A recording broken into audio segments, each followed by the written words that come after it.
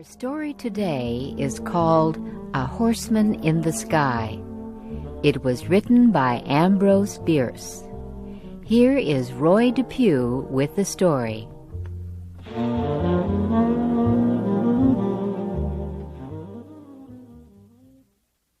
Carter Druse was born in Virginia.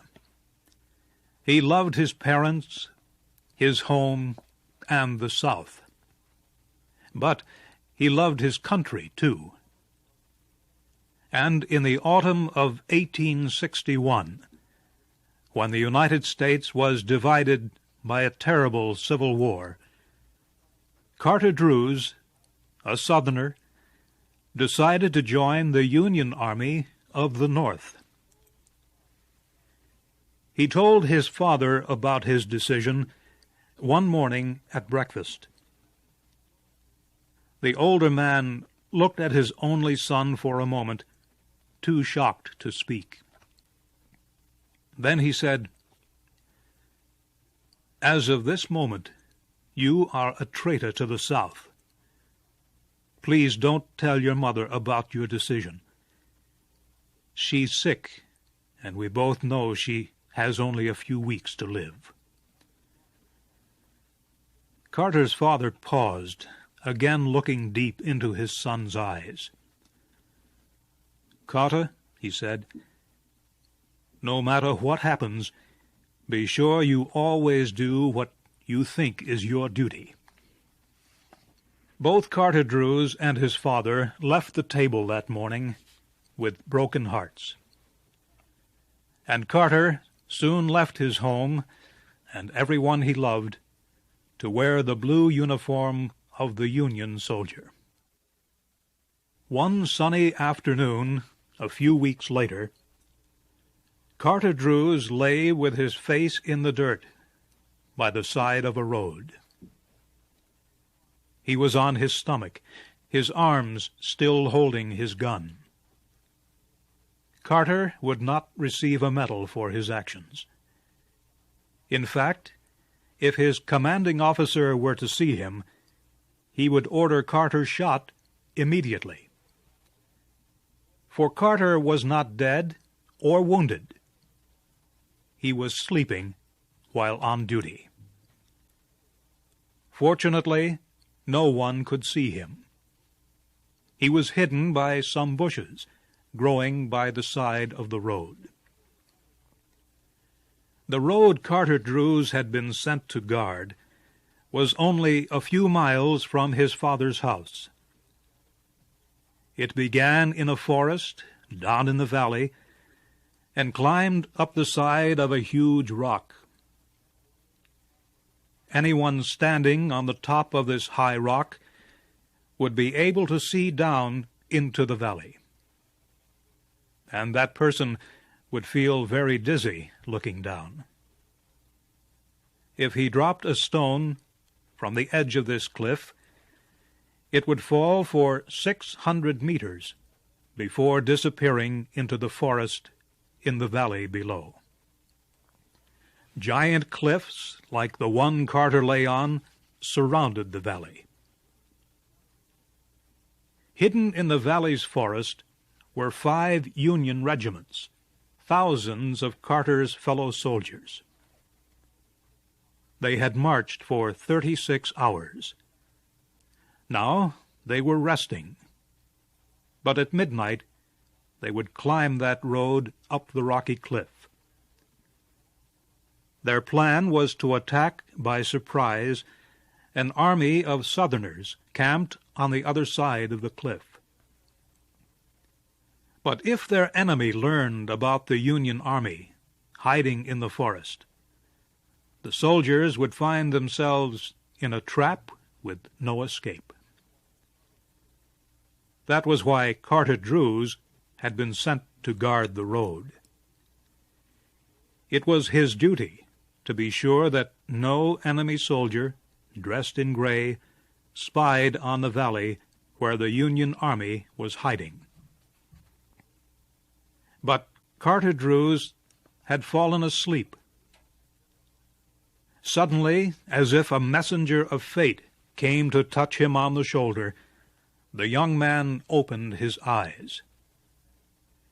As he lifted his head, he saw a man on horseback, standing on the huge rocky cliff that looked down into the valley.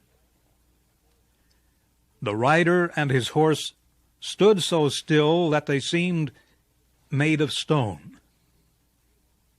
The man's gray uniform blended with the blue sky and the white clouds behind him. He held a gun in his right hand, and the horse's reins in the other. Carter could not see the man's face because the rider was looking down into the valley. But the man and his horse seemed to be of heroic, almost gigantic size, standing there motionless against the sky.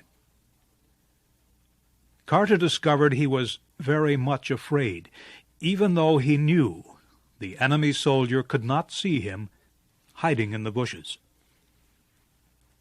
Suddenly the horse moved, pulling back its head from the edge of the cliff. Carter was completely awake now. He raised his gun, pushing its barrel through the bushes, and he aimed for the horseman's heart. A small squeeze of the trigger, and Carter Druse would have done his duty. At that instant, the horseman turned his head and looked in Carter's direction. He seemed to look at Carter's face, into his eyes, and deep into his brave, generous heart. Carter's face became very white. His entire body began shaking.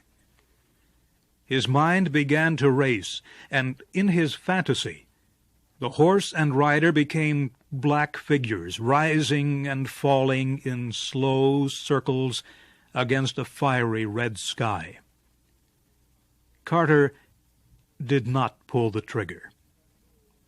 Instead, he let go of his gun and slowly dropped his face until it rested again in the dirt.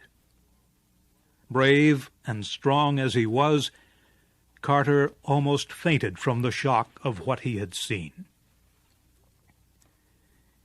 Is it so terrible to kill an enemy who might kill you and your friends? Carter knew that this man must be shot from ambush without warning. This man must die without a moment to prepare his soul, without even the chance to say a silent prayer. Slowly, a hope began to form in Carter Druse's mind.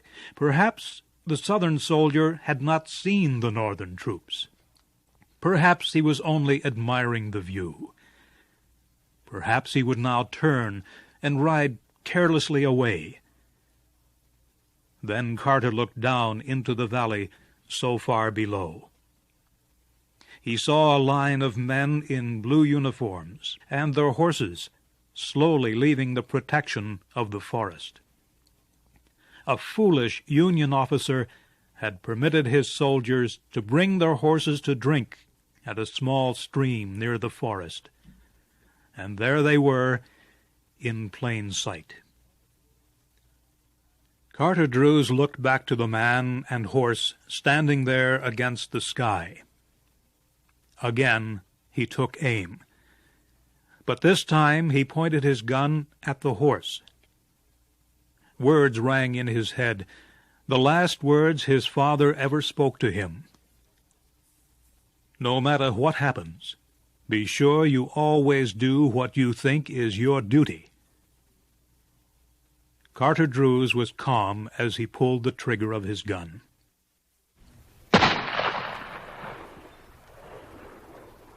At that moment, a Union officer happened to look up from his hiding place near the edge of the forest.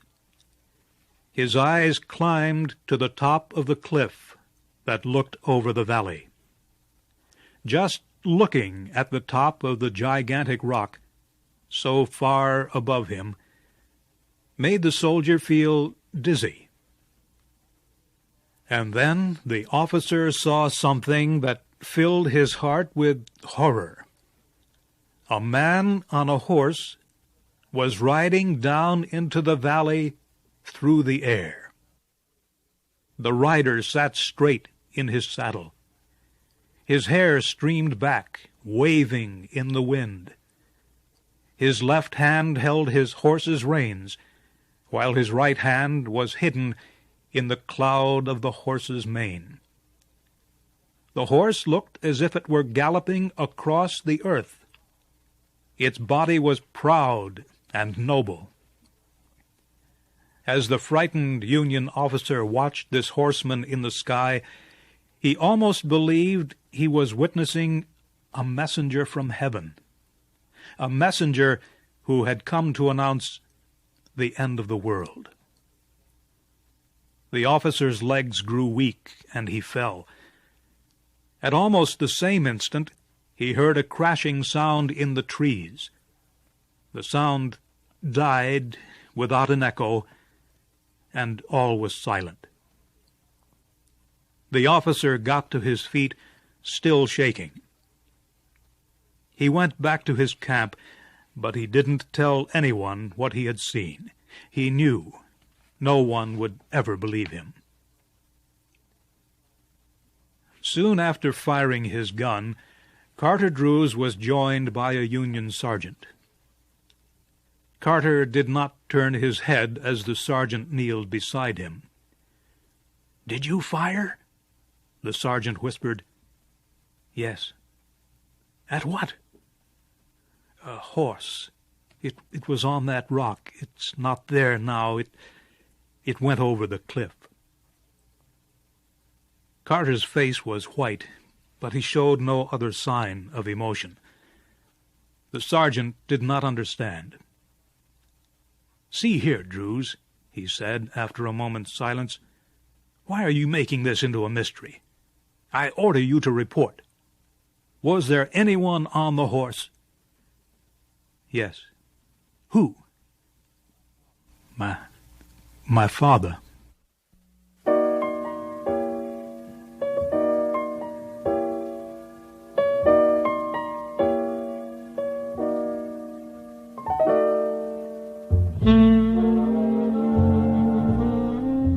You have heard the story called A Horseman in the Sky.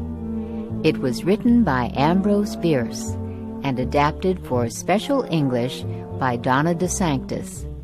Your storyteller was Roy Depew. Our story today is called A Horseman in the Sky. It was written by